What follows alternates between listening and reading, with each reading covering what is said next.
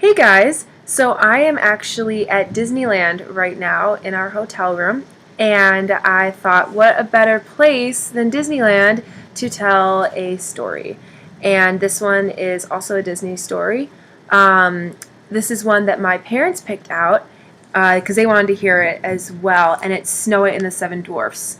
But I feel like, as in my room as well, the lighting is really bad in here, so I'm just gonna, I think I can fix that real quick.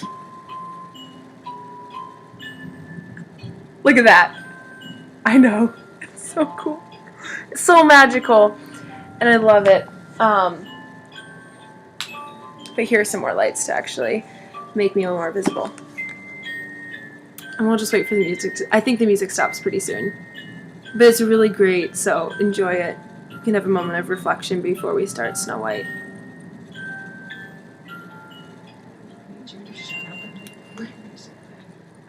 Alright.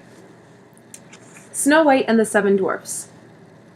It was the middle of winter, and the snowflakes were falling like feathers from the sky, and a queen sat at her window working, and her embroidery frame was of ebony.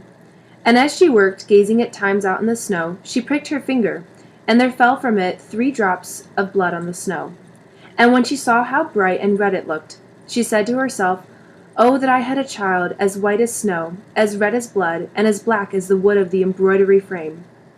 Not very long after, she had a daughter, with a skin as white as snow, lips as red as blood, and hair as black as ebony, and she was named Snow White. And when she was born, the queen died. After a year had gone by, the king took another wife, a beautiful woman, but proud and overbearing, and she could not bear to be surpassed in beauty by anyone. She had a magic looking-glass, and she used to stand before it and look into it and say, "Looking-glass upon the wall, who is fairest of us all?" And here's the picture of that. And the looking-glass would answer, "You are fairest of them all." And she was contented, for she knew that the looking-glass spoke the truth. Now Snow White was growing prettier and prettier, and when she was 7 years old, she was as beautiful as day, far more so than the queen herself. So one day, when the queen went to her mirror and said, "Looking-glass upon the wall, who is fairest of us all?" it answered, "Queen, you are full fair, 'tis true, but Snow White fairer is than you." This gave the queen a great shock, and she became yellow and green with envy, and from that hour her heart turned against Snow White, and she hated her.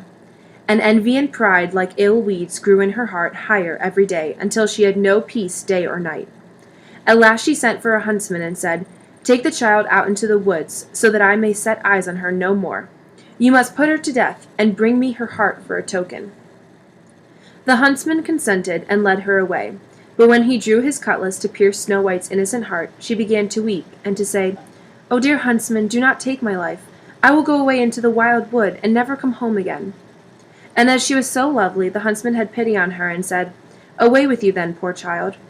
For he thought the wild animals would be sure to devour her, and it was as if a stone had been rolled away from his heart when he did not put her to death.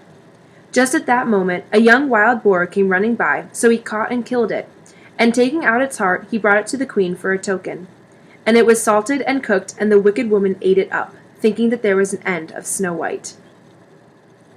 Now when the poor child found herself quite alone in the wild woods, she felt full of terror, even of the very leaves on the trees, and she did not know what to do for fright.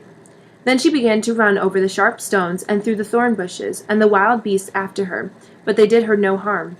She ran as long as her feet would carry her, and when the evening drew near, she came to a little house, and she went inside to rest. Everything there was very small, but as pretty and clean as possible. There stood the little table ready laid and covered with a white cloth, and 7 little plates, and 7 knives and forks and drinking cups. By the wall stood 7 little beds, side by side, covered with clean white quilts. Snow White, being very hungry and thirsty, ate from each plate a little porridge and bread, and drank out of each cup a little drop of wine, so as not to finish up one portion alone. After that she felt so tired that she lay down on one of the beds, but it did not seem to suit her. One was too long, another too short, but at last the 7th was quite right, and so she lay down upon it, committed herself to heaven, and fell asleep. When it was quite dark, the masters of the house came home. They were 7 dwarfs, whose occupation was to dig underground among the mountains. When they had lighted up their 7 candles, and it was quite light in the little house, they saw that someone must have been in, as everything was not in the same order in which they left it. The first said, "Who has been sitting in my little chair?" The second said, "Who has been eating from my little plate?" The third said, "Who has been taking from my little loaf?" The fourth said, "Who has been tasting my porridge?" The fifth said, "Who has been using my little fork?" The sixth said, "Who has been cutting with my little knife?" The seventh said, "Who has been drinking from my little cup?" Then the first one, looking round, saw a hollow in his bed, and cried, "Who has been lying on my bed?" And the others came running and cried, "Someone has been on our beds too." But when the seventh looked at his bed, he saw little Snow White lying there asleep. Then he told the others, who came running up, crying out in their astonishment, and holding up their 7 little candles to throw a light on Snow White. "Oh goodness! Oh gracious!" cried they. "What beautiful child is this?" And were so full of joy to see her that they did not wake her, but let her sleep on. And the 7th dwarf slept with his comrades, an hour at a time with each, until the night had passed. When it was morning, and Snow White awoke and saw the 7 dwarfs, she was very frightened. But they seemed quite friendly, and asked her what her name was, and she told them. And then they asked how she came to be in their house, and she related to them how her stepmother had wished her to be put to death, and how the huntsman had spared her life, and how she had run the whole day long, until at last she had found their little house. Then the dwarf said, "If you will keep our house for us, and cook, and wash, and make the beds, and sew, and knit, and keep everything tidy and clean, you may stay with us, and you shall lack nothing." "With all my heart," said Snow White. And so she stayed and kept the house in good order. In the morning the dwarfs went to the mountain to dig for gold. In the evening they came home, and their supper had to be ready for them. All the day long the maiden was left alone, and the good little dwarfs warned her, saying, "Beware of your stepmother. She will soon know you are here. Let no one into the house." Now the queen, having eaten Snow White's heart, as she supposed, felt quite sure now that she was the first and fairest, and so she came to her mirror and said, "Looking glass upon the wall, who is fairest of us all?" And the glass answered, "Queen, thou art of beauty rare, but Snow White living in the glen with the 7 little men is 1,000 times more fair." Then she was very angry, for the glass always spoke the truth, and she knew that the huntsman must have deceived her, and that Snow White must still be living. And she thought and thought how she could manage to make an end of her, for as long as she was not the fairest in the land, envy left her no rest. At last she thought of a plan. She painted her face and dressed herself like an old peddler woman, so that no one would have known her. In this disguise she went across the 7 mountains until she came to the house of the 7 little dwarfs, and she knocked at the door and cried, "Fine wares to sell! Fine wares to sell!" Snow White peeped out of the window and cried, "Good day, good woman! What do you have to sell?" "Good wares, fine wares," answered she, "laces of all colors." And she held up a piece that was woven of variegated silk. "I need not be afraid of letting in this good woman," thought Snow White, and she unbarred the door and bought the pretty lace. "What a figure you are, child," said the old woman. "Come and let me lace you properly for once." Snow White, suspecting nothing, stood up before her and let her lace her with the new lace. But the old woman laced so quickly and tightly that it took Snow White's breath away, and she fell down as dead. "Now you have done with being the fairest," said the old woman as she hastened away. Not long after that, towards evening, the 7 dwarfs came home, and were terrified to see their dear Snow White lying on the ground, without life or motion. They raised her up, and when they saw how tightly she was laced, they cut the lace in two. Then she began to draw breath, and little by little she returned to life. When the dwarfs heard what had happened, they said, "The old peddler woman was no other than the wicked queen. You must beware of letting anyone in when we are not here." And when the wicked woman got home, she went to her glass and said, "Looking glass against the wall, who is fairest of us all?" And it answered as before, "Queen, thou art of beauty rare, but Snow White living in the glen with the 7 little men is 1,000 times more fair." When she heard that, she was so struck with surprise that all the blood left her heart, for she knew that Snow White must still be living. "But now," said she, "I will think of something that will be her ruin." And by witchcraft she made a poisoned comb. Then she dressed herself up to look like another different sort of old woman. So she went across the 7 mountains and came to the house of the 7 dwarfs, and knocked at the door and cried, "Good wares to sell! Good wares to sell!" Snow White looked out and said, "Go away! I must not let anybody in." "But you are not forbidden to look," said the old woman, taking out the poisoned comb and holding it up. It pleased the poor child so much that she was tempted to open the door, and when the bargain was made, the old woman said, "Now for once your hair shall be properly combed." Poor Snow White, thinking no harm, let the old woman do as she would, but no sooner was the comb put in her hair than the poison began to work, and the poor girl fell down senseless. "Now, you paragon of beauty," said the wicked woman, "this is the end of you," and went off. By good luck it was now near evening, and the 7 little dwarfs came home. When they saw Snow White lying on the ground as dead, they thought directly that it was the stepmother's doing, and looked about, found the poisoned comb, and no sooner had they drawn it out of her hair than Snow White came to herself and related all that had passed. Then they warned her once more to be on her guard, and never again to let anyone in at the door. And the queen went home and stood before the looking-glass and said, "Looking-glass against the wall, who is fairest of us all?" And the looking-glass answered as before, "Queen, thou art of beauty rare, but Snow White living in the glen with the 7 little men is 1,000 times more fair." When she heard the looking-glass speak thus, she trembled and shook with anger. "Snow White shall die," cried she, "though it should cost me my own life." And then she went to a secret lonely chamber where no one was likely to come, and there she made a poisonous apple. It was beautiful to look upon, being white with red cheeks, so that anyone who should see it must long for it, but whoever ate even a little bit of it must die. When the apple was ready, she painted her face and clothed herself like a peasant woman, and went across the 7 mountains to where the 7 dwarfs lived. And when she knocked at the door, Snow White put her head out the window and said, "I dare not let anybody in. The 7 dwarfs told me not to." "All right," answered the woman. "I can easily get rid of my apples elsewhere. There, I will give you one."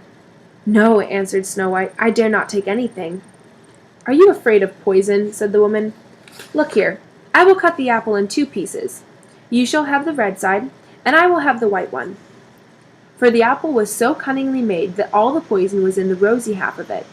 Snow White longed for the beautiful apple, and as she saw the peasant woman eating a piece of it, she could no longer refrain, but stretched out her hand and took the poisoned half. But no sooner had she taken a morsel of it into her mouth than she fell to the earth as dead, and the queen, casting on her a terrible glance, laughed aloud and cried, "As white as snow, as red as blood, as black as ebony, this time the dwarfs will not be able to bring you to life again." And when she went home and asked the looking-glass, "Looking-glass against the wall, who is fairest of us all?" At last it answered, "You are the fairest now of all." Then her envious heart had peace, as much as an envious heart can have. The dwarfs, when they came home in the evening, found Snow White lying on the ground, and there came no breath out of her mouth, and she was dead. Here's a picture of that right there.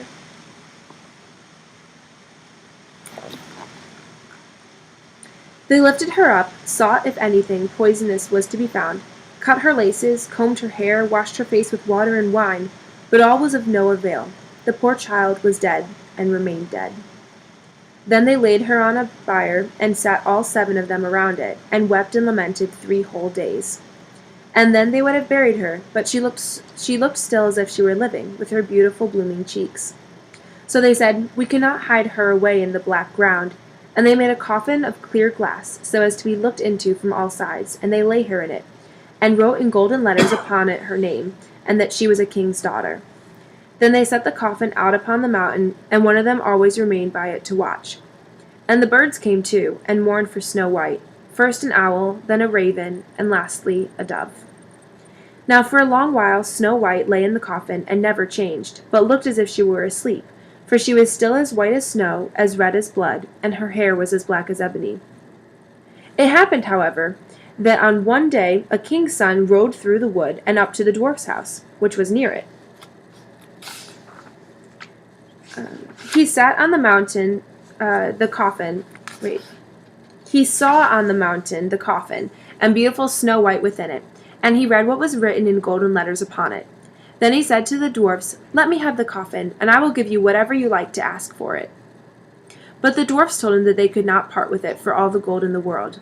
But he said, "I beseech you to give it to me, for I cannot live without looking upon Snow White. If you consent, I will bring you to great honor, and care for you as if you were my brethren." When he so spoke, the good little dwarfs had pity upon him, and gave him the coffin. And the king's son called his servants and bid them carry it away on their shoulders. Soldiers. Sorry. Now it happened that as they were going along, they stumbled over a bush, and with the shaking, the bit of poisoned apple flew out of her throat. It was not long before she opened her eyes and threw up the cover of the coffin, and sat up, alive and well. "Oh dear, where am I?" cried she. The king's son answered, full of joy, "You're near me." And, relating all that had happened, she said, "I would rather have you than anything in the world. Come with me to my father's castle, and you shall be my bride." And Snow White was kind and went with him, and their wedding was held with pomp and great splendor. But Snow White's wicked stepmother was also bidden to the feast, and when she had dressed herself in beautiful clothes, she went to her looking-glass and said, "Looking glass upon the wall, who is fairest of us all?" The looking-glass answered, "O Queen, although you are of beauty rare, the young bride is 1,000 times more fair." Then she railed and cursed, and was beside herself with disappointment and anger. First she thought she would not go to the wedding, but then she felt she should have no peace until she went and saw the bride. And when she saw her, she knew her for Snow White, and could not stir from the place for anger and terror. For they had ready hot iron shoes in which she had to dance until she fell down dead. The end. That's the end of Storytime with Rebecca. I love you guys, and good night.